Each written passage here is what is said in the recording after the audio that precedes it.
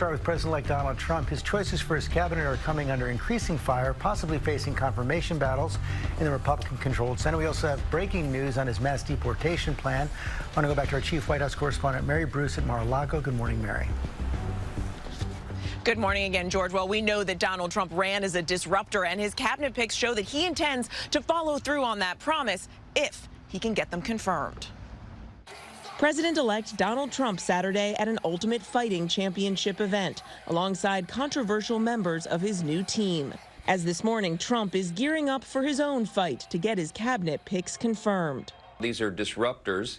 They are. I think that's by design. Questions continue to grow over Trump's choice for defense secretary. Fox News host Pete Hegseth, his attorney confirming Hegseth paid a woman who accused him of sexual assault in 2017 as part of a settlement agreement, though claiming the encounter was consensual. Trump was made aware of the incident shortly after he named Hegseth to the position and is standing by him. His team saying that Hegseth has vigorously denied any and all accusations and no charges were filed. We look forward to his confirmation. Hegseth is also under fire for some of his tattoos depicting religious symbols and phrases that fellow service members flagged to his superiors over concerns they're associated with white supremacists. Hegseth saying those concerns amount to anti-Christian bigotry, posting, "They can target me, I don't give a damn. But this type of targeting of Christians, conservatives, patriots, and everyday Americans will stop on day one at Donald Trump's Department of Defense."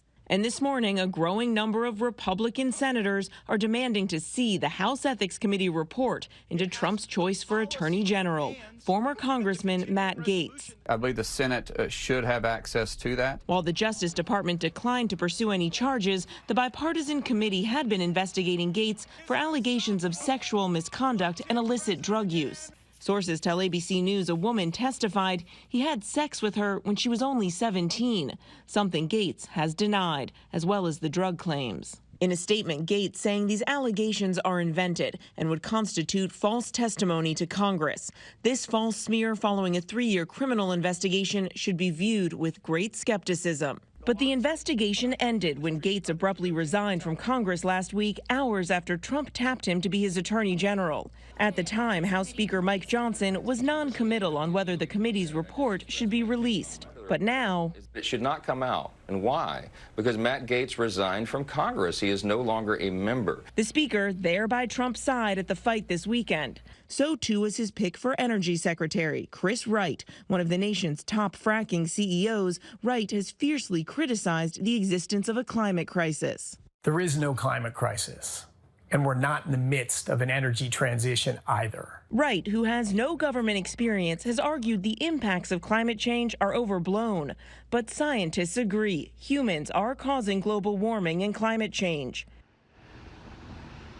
And this morning, Trump is reiterating that he's prepared to follow through on his pledge to declare a national emergency and use the military to carry out his mass deportation plan, though he still has not provided any details of how he would actually follow through and carry out that plan. Robin. All right, Mary, our thanks to you.